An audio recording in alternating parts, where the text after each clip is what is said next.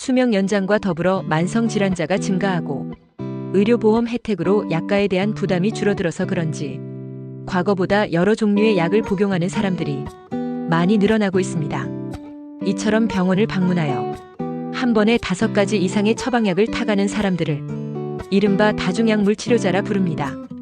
이런 현상이 생기는 까닭은 근본적으로 모든 건강상의 문제를 약물로만 해결하려는 현대의학의 잘못 왜곡된 프레임에서 비롯되었다고 생각합니다.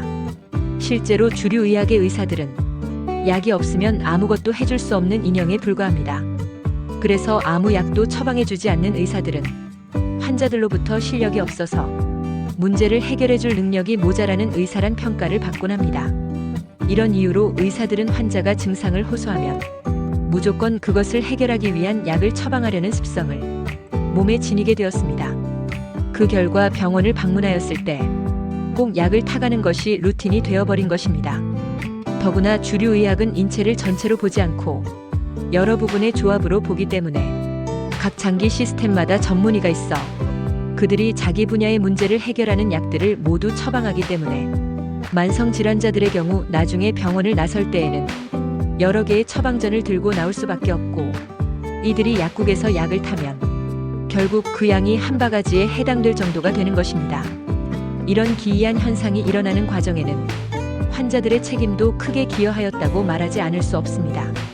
환자들은 건강 문제의 책임을 먼저 자신에게 돌리는 것이 아니라 약이 부족해서 그런 증상이 생겼다고 믿어 자꾸만 여러 의사들을 찾아다니면서 약을 달라고 요구하는 행태를 보여주고 있습니다.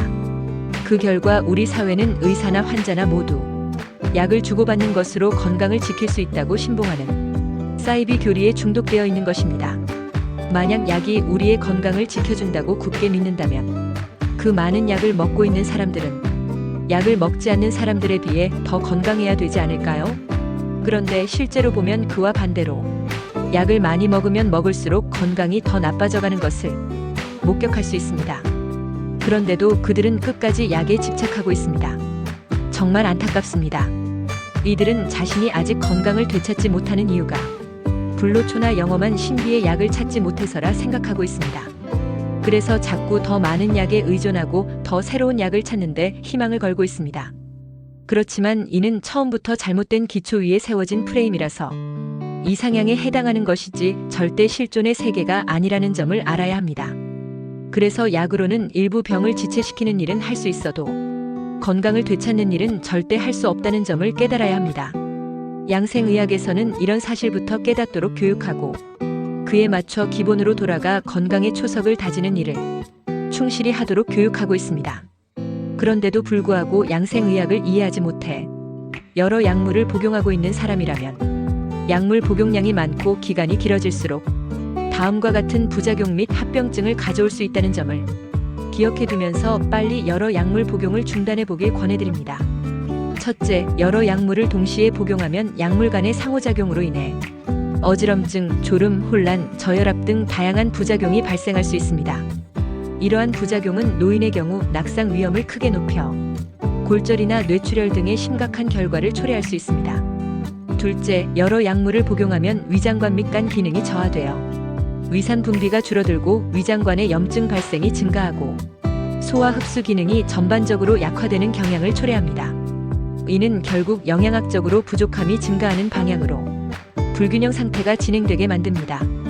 그래서 노화 및 퇴행이 더욱 가속화될 수밖에 없게 만듭니다. 셋째, 일부 약물은 노인의 인지 기능에 영향을 미쳐 기억력 감퇴, 집중력 저하 등을 유발할 수 있습니다. 넷째, 복용해야 하는 약물의 수가 많아지면 언제 어떤 약을 먹어야 할지 헷갈리기 쉽습니다. 이로 인해 약 복용을 빠뜨리거나 잘못 복용하는 경우가 발생하여 치료 효과가 떨어지거나 부작용이 나타날 수 있습니다. 다섯째, 다중약물 치료는 입원 위험을 2배 이상 높이는 것으로 알려져 있습니다. 부작용, 약물 상호작용 등으로 인해 예상치 못한 건강 문제가 발생하여 응급실을 찾거나 입원하게 되는 경우가 많아집니다. 마지막으로 복용하는 약물의 종류가 많아지면 약값 또한 증가하여 의료보험이 보장을 해준다고 해도 경제적 부담이 커지는 것을 막을 수는 없습니다. 따라서 이런 다중약물 복용을 막기 위해서는 먼저 건강을 약으로 해결하려 들지 말고 양생법을 통해 스스로 자신의 몸에 생명력을 기르려는 행동을 해야 합니다. 하루라도 속히 양생 전문가와 상의하여 몸속의 노폐물들을 열심히 청소하고 영양식단을 통해 몸에 필요한 영양성분들을 공급해주면서 불필요한 약물들을 배제하는 노력을 열심히 해야 합니다. 그리고 기존의 주류 의학의 의료진들과도 충분히 상의하여 복용 중인 약물이 정말 필요한 것인지 용량은 적절한지 재평가해 볼 필요가 있습니다. 그래서 불필요한 약물은 줄이고 꼭 필요한 약물만 복용하도록 조정해야 합니다. 끝으로 다중약물 치료를 하는 사람들이 대부분 만성질환자이고 고령인 사람들이기 때문에 그들의 보호자나 간병인들을 교육하여 꼭 필요한 약물이 무엇이고 그것들의 부작용이 무엇인지 알게 교육하는 것도 중요합니다.